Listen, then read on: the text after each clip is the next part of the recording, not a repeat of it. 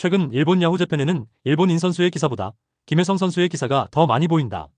오늘은 현재 활약하고 있는 김혜성 선수에 대한 로버츠 감독의 평가와 메이저리그에 계속 뛸 수 있을지에 대한 일본 네티즌의 반응을 살펴보겠습니다. 미국 메이저리그 베이스볼 다저스의 김혜성 내야수가 14일 애슬레틱스와의 홈경기를 9번 타자와 2루수에서 선발로 출전했다. 그는 메이저리그에서 솔로포를 포함해 2타수 2안타 1타점을 기록하며 9대3 승리를 이끌었다. 경기 후 기자회견에서 데이브 로버츠 감독은 26세의 한국 신인 선수를 칭찬했다. 그는 또한 외야수 허넨데즈와 내야수 에드먼의 복귀 후 걱정스러운 결정에 대해서도 언급했다. 김혜성의 메이저리그 첫 홈런은 홈팬들을 열광하게 만들었다. 5회 초에 두 번째 타석에 들어섰다. 김혜성은 기교를 불태우며 높은 포심을 공략해 시즌 첫 홈런을 기록했다. 그는 저는 항상 이곳 다저 스타디움에서 뛰는 것을 꿈꿔왔기 때문에 매우 행복합니다. 26세의 이 선수는 좌익수 불펜을 향해 손을 흔들며 베이스를 돌며 하얀 이를 드러내며 기쁨을 감추지 못했다. 2회 첫 타석에서 그는 2루수 방면 내야 안타를 쳤다.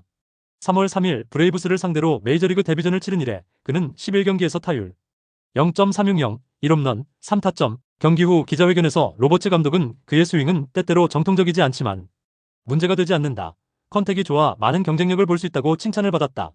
그는 일단 경기에 나서기만 하면 좋은 일을 할 수 있는 역동적인 선수입니다. 그것이 그가 우리에게 가져다주는 것입니다. 잠깐의 침묵이 흐른 뒤 로버츠 감독은 말을 이었다. 그는 수비적으로도 아주 좋은 경기를 펼쳤다. 2대3으로 맞선 4회 2아웃, 만루가 된 상황에서 그는 중견수 방면 타구를 잡기 위해 2루를 넘어갔다. 유격수 쪽에 도달했을 때 그는 재빨리 일어나 1루로 공을 보냈고 선발 투수 야마모토의 위기에서 구했다. 지금까지 그는 2루수, 유격수, 중견수로 뛸 수 있는 유틸리티 능력을 보여주었다. 그는 원래 주축이었던 에드먼이 남긴 공백을 메우기 위해 마이너에서 승격되었다. 기자회견에서 미국 언론은 부상자 명단에 오른 에드먼과 에르난데스가 복귀할 경우 어려운 결정을 내려야 하느냐고 물었다. 로버츠 감독은 어려울지는 모르겠지만 우리는 그가 경험을 쌓고 새로운 환경에 뛰어들고 메이저리그에 익숙해지기를 바란다며 에드먼과 테오가 돌아오면 결정을 내리겠지만 그의 경기력, 지금 그가 플레이하는 방식은 확실히 그가 버틸 수 있도록 도와준다고 말했다. 야후 재팬은 재미있습니다. 김혜성이 왜 먼저 나오나요? 최근 김혜성에 대한 뉴스가 많이 나오고 있지만 한국 선수들에 대한 관심은 없다. 스즈키의 11호 홈런이 가장 먼저 뉴스가 될 것이다. 우리는 더 이상 그들의 뉴스가 필요하지 않습니다. 일본 선수를 중심으로 한 보도를 보고 싶습니다. 외야 수비는 아직 신경이 쓰이고 있습니다만 안전하게 내야에서 플레이할 수 있고 무엇보다 지금의 정규 라인업에서는 볼 수 없는 다리 스피드를 가지고 있습니다. 오타니와 혜성은 팀에서 유일하게 땅볼이 실패하더라도 내야 안타를 칠 수 있는 다리를 가진 선수다. 지금의 스타일을 안정적으로 이어갈 수 있다면 주전 선수들이 모두 복귀하고 마이너리그로 강등되더라도 다시 무슨 일이 생긴다면 혜성이 가장 먼저 선택될 것이고 이런 인정을 받은 것은 대단한 일이다. 규칙을 이해하지 못하는 의견이 있기 때문에 추가합니다. 메이저리그에서는 일본처럼 누구나 마이너리그로 떨어질 수 없다. 페이지는 최근 시즌에 WAR에서 오타니에 이어 팀 내 2위를 기록하며 이미 없어서는 안 될 자산이 되었고 러싱은 백업 포수이기 때문에 빼놓을 수 없습니다. 따라서 평소에 생각하면 에드먼과 테오가 돌아오면 힘과 아웃맨은 쓰러질 수밖에 없다. 메이저 대회는 실력의 세계입니다. 그리고 러싱이나 혜성 같은 젊은 선수들은 아직 발전 가능성이 있어. 진출하지 못한 30대 중반의 선수들보다 우선순위가 더 높다고 생각한다. 주력 부대가 돌아올 때쯤이면 상황은 다시 바뀔 것입니다.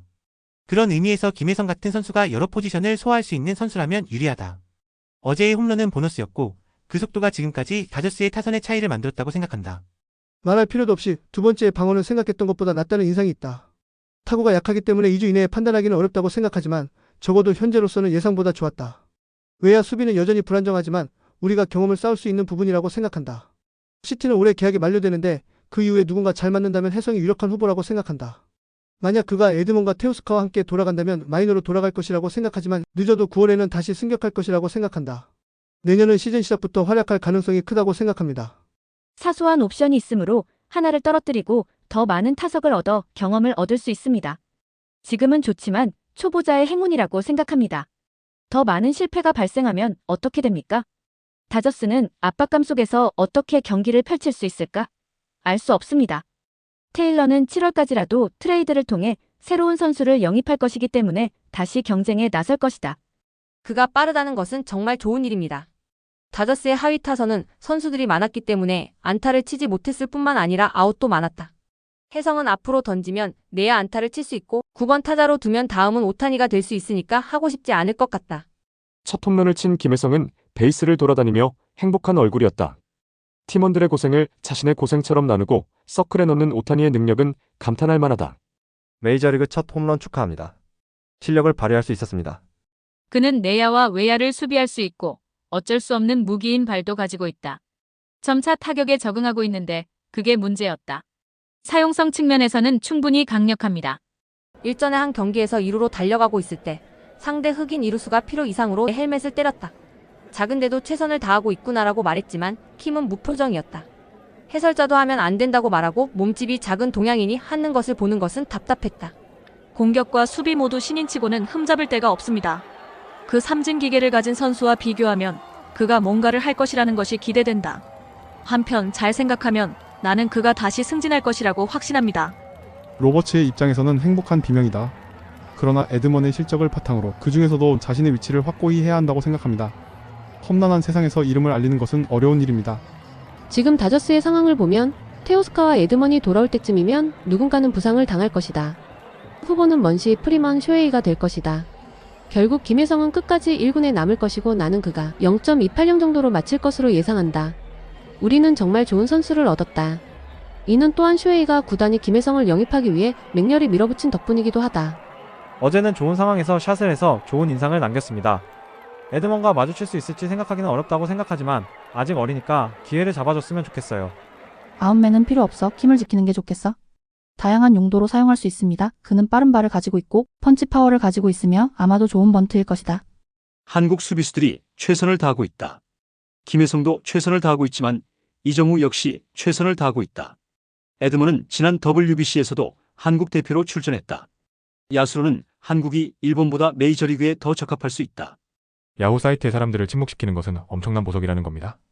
김혜성을 욕하는 사람이 많은데 실제로 그는 주변을 돌보는 매우 겸손한 젊은이입니다. 다저스와의 몇 경기 동안 벤치를 보면 알 수 있다. 사람들의 불행, 질투, 시기는 돈을 버는 데 사용됩니다. 그런 파렴치한 업자들의 더러운 수법에 속지 마십시오. 오늘은 로버츠 감독의 평가와 최근 활약에 대한 일본 네티즌 반응을 살펴보았습니다. 김혜성의 기사가 많이 나와 불편해하면서도 김혜성을 예의주시하고 있는 상황입니다. 구독과 좋아요 부탁드리고 더 새로운 내용으로 찾아뵙겠습니다.